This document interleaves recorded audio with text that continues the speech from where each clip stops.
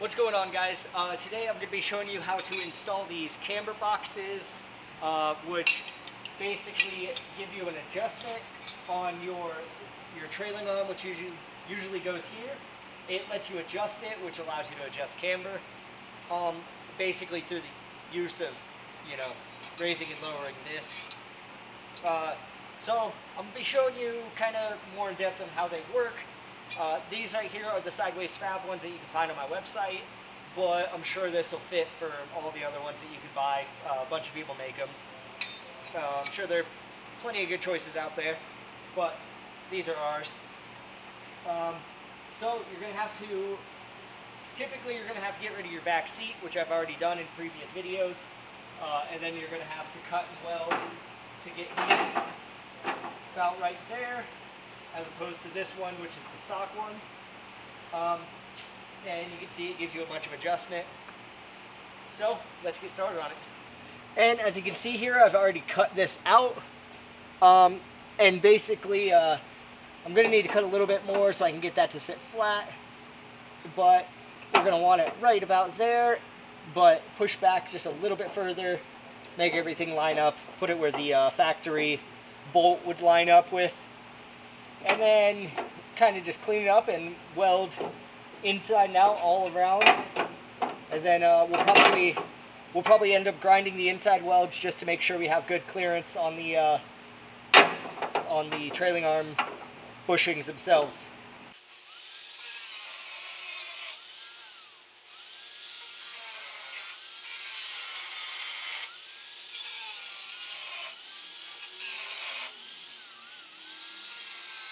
Alright, so I got everything cut, and then I beveled all the edges that I'm going to be welding, and it fits up pretty nice. There's a couple little gaps, but nothing that's going to be a problem for welding. So now what I'm going to do is get it tacked in place, and then once everything looks good, then I'll be able to drop some beads on all the edges. And I'm going to try to weld outside all around, and then inside wherever I'm able to get a bead, which will just make it as strong as possible. And when you're doing that, make sure you're not just fucking running the whole thing all in one pass. You want to give it some time to cool, because if you get it too hot, you basically make the metal trash, and that's no good.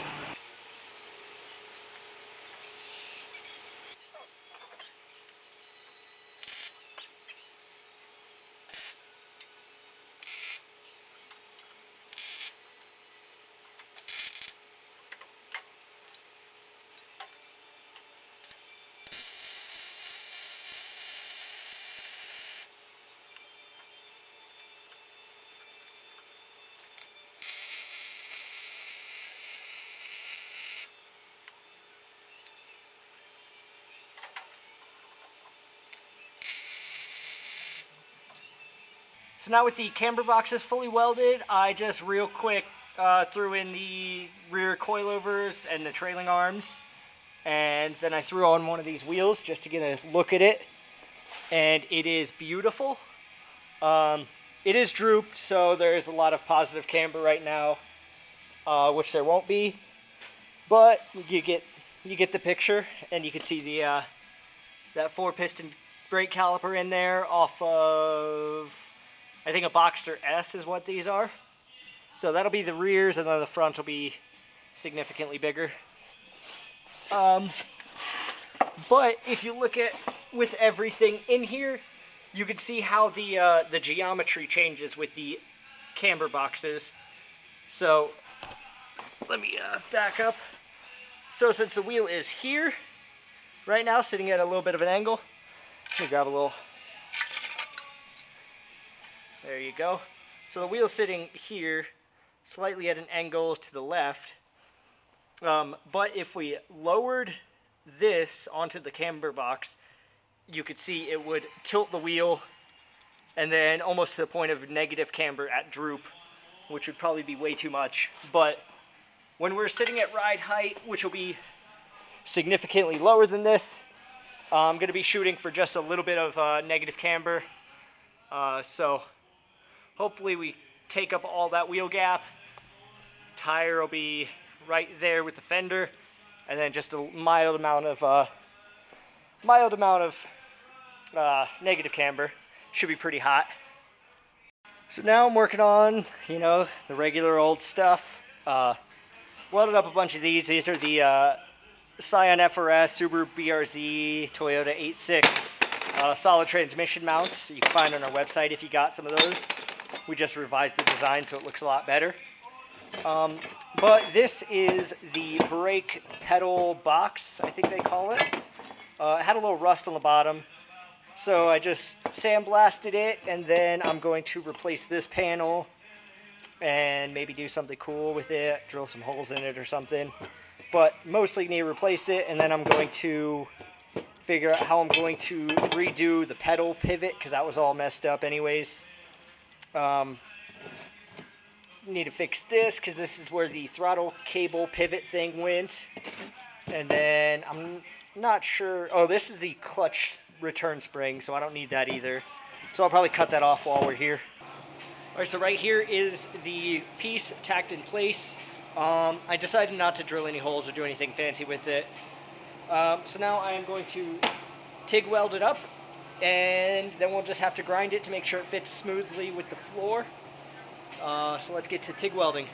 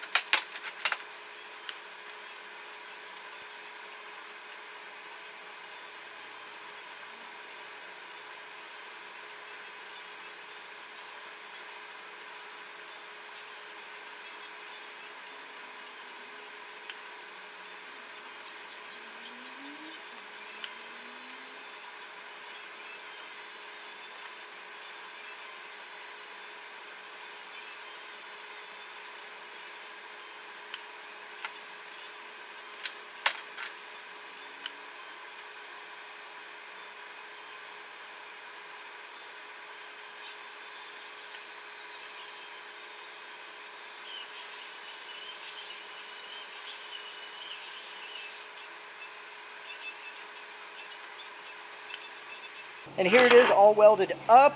It's still a little warm, but pretty good. Got good penetration, but not, didn't totally toast it on the inside. So that should be fine. I can't really weld in or grind in here because it's kind of tough. Maybe just a couple spots, but yeah, for the most part, this will just stay. And I'll just grind this smooth to make sure it fits nicely. So here is the pedal itself. And you can see that that's super toasted, not good. So I got some tube I ordered. This tube right here will replace this. It's a lot thicker walled than what was in there. This is like paper thin, so that should help. And then this stuff right here is also pretty thick walled, and it is the perfect size.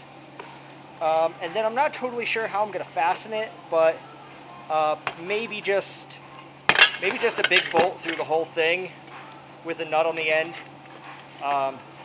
because it's different than the factory setup, so I'm gonna have to figure out something a little custom. And then with this slipped inside there, I'm gonna have to make some Delrin Bushings for that to keep it nice and smooth, which we will use the South Bend lathe that I got here, and nope, that's not Delrin. Here's some Delrin right here. This might actually be what I'll use. So it's a hard plastic, but it's got good lubricity and it's good stuff.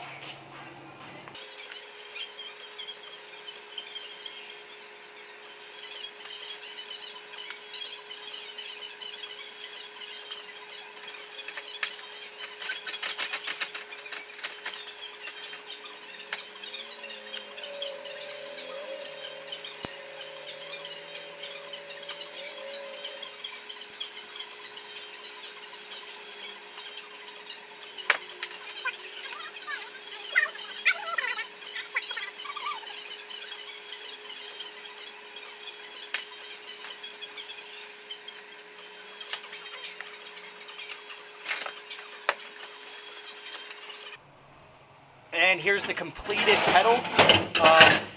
sorry I didn't show you guys what I was doing on the lathe, but basically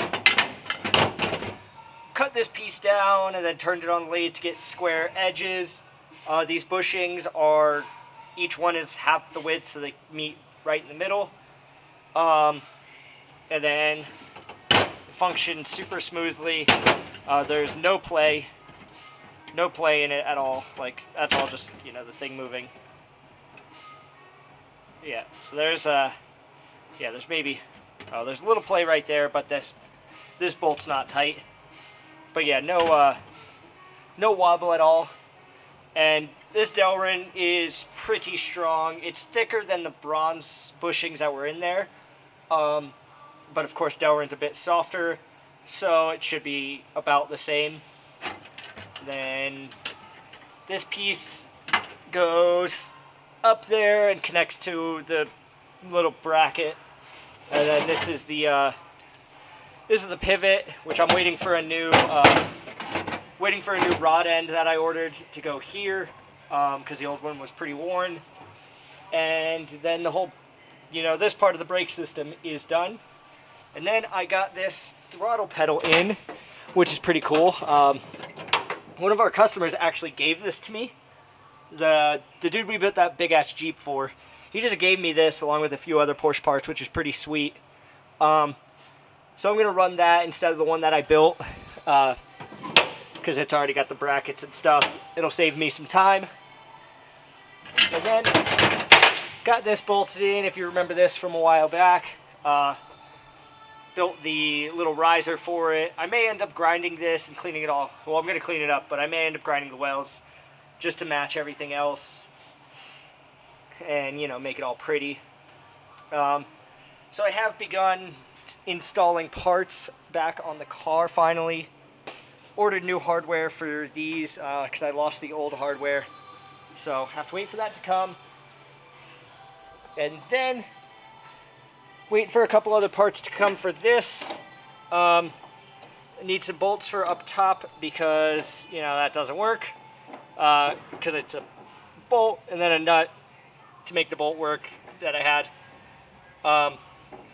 Once I get this, then I can finish up all the front suspension and test it out, see how that all works. But plenty of other stuff. I will probably build the battery box in the next video, so stay tuned for that. And then been grinding all these welds with the belt file thing, just because they're in super tight spots that are hard to get to. But it's looking pretty good. We're almost there. We're moving along. So thanks for watching. Stay tuned. The next video I'm going to be making the fan shroud for the radiator that goes up there. Got a gangster ass spout fan, and gonna have those little rubber flaps, which are super cool. It's gonna be a pretty gangster fan shroud. And then we'll probably build the battery box in the next video as well. So stay tuned, check it out.